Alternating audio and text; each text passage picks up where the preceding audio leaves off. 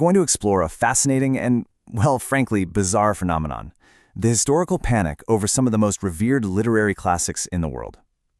You know, throughout history, literature has frequently found itself completely at odds with cultural, religious, and political norms. And when authorities feel threatened by ideas, well, they usually turn to censorship. Today, we're going to untangle the ridiculous, surprising, and honestly entirely unfounded reasons why certain books were deemed dangerous. We're going to look at 5 timeless works that faced intense censorship and map out exactly what terrified the censors. Okay, let's dive into this. Today, we're looking at a roadmap of 5 curious case studies. First, Walt Whitman's Leaves of Grass. Second, Lewis Carroll's Alice's Adventures in Wonderland. Third, L. Frank Baum's The Wonderful Wizard of Oz. Fourth, F. Scott Fitzgerald's The Great Gatsby. And finally, Ernest Hemingway's The Sun Also Rises. Starting us off at number 1, Leaves of Grass by Walt Whitman.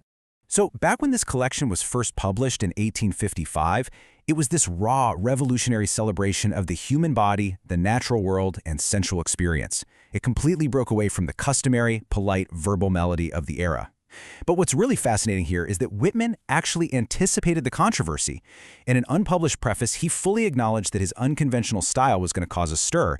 He literally wrote, "It is not without passages that will puzzle, cause hesitation, and even shock." So yeah, he knew for sure his explicit, sexually charged poems were going to push some serious boundaries. And push boundaries, they definitely did, which led to severe real-world consequences. By 1882, Boston's district attorney, Oliver Stevens, effectively banned the book. He demanded the outright removal of specific poems like Song of Myself and I Sing the Body Electric, citing them as violations of the Comstock Act of 1873. But the censorship didn't stop at the bookshelves. A Republican U.S. senator discovered Whitman was the author, deemed it an immoral book with homoerotic overtones, and, believe it or not, it actually cost Whitman his federal job. The panic over human bodies was so intense, it literally threatened his livelihood. All right, moving along to number 2, Alice's Adventures in Wonderland by Lewis Carroll. Now, Carroll intended the book as a whimsical fantasy, right? It's about young Alice, a 7.5-year-old girl, tumbling down a rabbit hole, navigating bizarre riddles, shifting physical sizes, and a totally unpredictable cast of characters as a way of coping with the anxieties of growing up. Remember when she famously scolds the Queen's forces by declaring they're nothing but a pack of cards? It's a masterpiece of childhood wonder and defiance.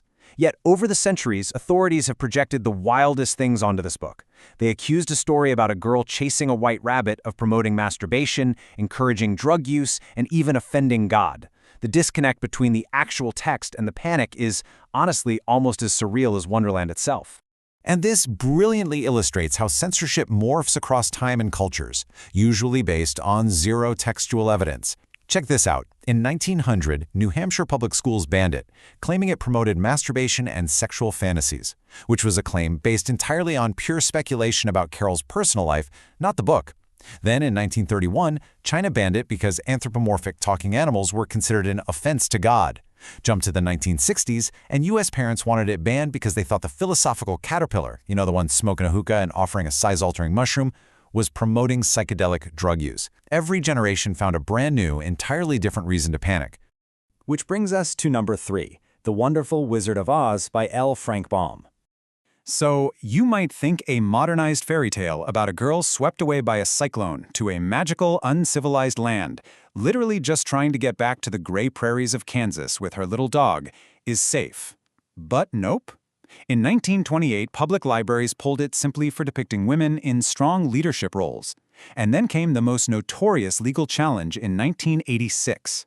7 fundamentalist Christian families in Tennessee actually filed a lawsuit to remove the book from public school syllabuses. The laundry list of accusations they threw at it is just astonishing. Because the book depicted good witches, they claimed it promoted occultism. They also accused it of promoting secular humanism, evolution, disobedience to parents, pacifism, and feminism. To truly wrap your head around the intensity of this moral panic, listen to what one parent explicitly stated in the lawsuit. They said they did not want their children to be, quote, seduced into godless supernaturalism. Yes, you heard that right. Seduced into godless supernaturalism by Glinda the Good Witch. It just highlights how fantasy literature often becomes a blank canvas for the deepest fears of the adults reading it, rather than the kids who are just trying to enjoy a good story. All right, let's pivot to number 4, The Great Gatsby by F. Scott Fitzgerald. Fitzgerald's novel paints an incredibly dark picture of the American dream during the Jazz Age of 1925. Set in West Egg, it follows a cast of wealthy, morally bankrupt characters, zooming in on millionaire Jay Gatsby's obsession with Daisy Buchanan. Fitzgerald is showing us how capitalism, immense wealth, and fame often just lead to profound unhappiness and illicit desires. And precisely because of this, The Great Gatsby consistently tops the American Library Association's list of frequently challenged books. Despite being widely considered the quintessential American novel and an absolute staple of literary education, it has remained a massive target for school boards for decades. The continuous backlash against Fitzgerald's depictions of violence, excessive drinking, and sex has literally spanned the country. In 1987, a baptized college in South Carolina challenged it over sexual references. That very same year, the Bay County School District down in Florida attempted to ban it for vulgarity and promoting extramarital affairs. And even as recently as 2008, an Idaho school board complained of its vulgar, profane language. The mirror Fitzgerald held up to society's excesses was simply too reflective, too honest for some authorities to tolerate. And that brings us to our final stop, number 5. The Sun Also Rises by Ernest Hemingway. So, the crucial point here is that, with his famous stripped-down writing style, Hemingway perfectly captured the post-war disillusionment of the lost generation.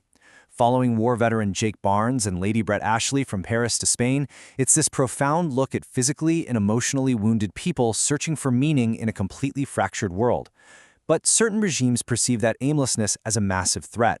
In 1933, the Nazi regime used the label un-German to condemn the novel, tossing it into massive book bonfires. Why? Because Hemingway's incredibly frank, traumatized portrayal of wartime violence inherently denounced the glorified militarism the fascists were trying to push. The book's honest grief was a direct threat to their propaganda. And just like we saw earlier with Alice in Wonderland, wildly different authorities will project their own specific anxieties onto the exact same text. While Nazi Germany burned it for its anti-militarism in 1933, jump forward to 1960 in Riverside, California, where the book was banned from schools for its profane language and a central focus on sex. One single book. Two completely different eras, two totally different reasons for suppression, both completely missing the broader artistic merit of the work itself. Which brings us to our final thought today. From poetry celebrating the natural body, to girls falling down rabbit holes, to harsh critiques of the American dream, literature acts as a mirror for society. And well, often society doesn't really like what it sees. The panic is almost always about the fears of the censors, rather than what's actually on the pages of the book. So I leave you with this. If these beloved classics were banned yesterday for such absurd reasons, what are we wrongly censoring today? Thank you so much for exploring this explainer with me. Keep questioning and keep reading.